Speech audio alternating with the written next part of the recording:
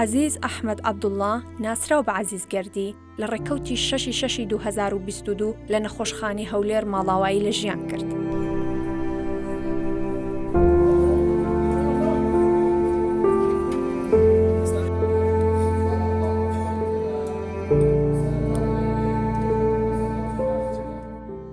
ئەو پیاوەی کە بەرهەمە ئەدەبیەکانی دوو هێندەی کێشی خۆی قورس بوو، پیاوێکی گۆشەگیری بێدەنگ کە هەموو ژیانی خۆی بۆ ئەدەب تەرخان کردبوو. گەردی ئەستێرەی گەشاوی ئەدەبیاتی کوردی و جیهانی بوو، مەرگی ئەو کلێنێکی گەورەی ئەدەبیە.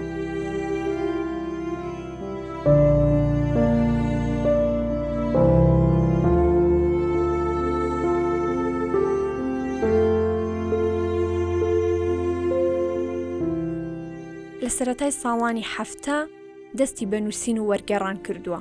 هەر لەو تەمەنەوە ژیانی خۆی بۆ ئەدەبیاتی کوردی و ئەدەبیاتی جیهانی تەرخان کردووە. پیاوێک کە شەو و ڕۆژی ژیانی بوو بە خوێندنەوە و نووسین. هێندە سەرقاڵی ژیانی خوێندنەوە بوو، چەنانەت نەیتوانیوە هاوسەرگیری بکات و هەتا مەرگی بە تەنیایی و گۆشەگیری لە شارۆچکەی بەحرەکە بردەسەر.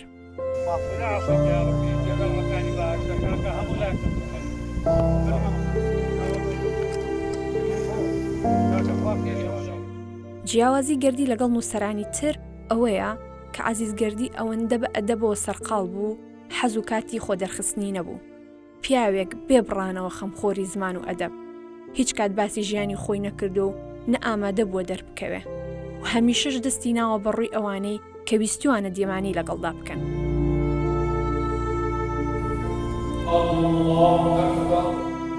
گەردی هیچ کاتڕێی بەوە نەدەدا کە کتێبەکانی چەند جار چاپ بکرێن.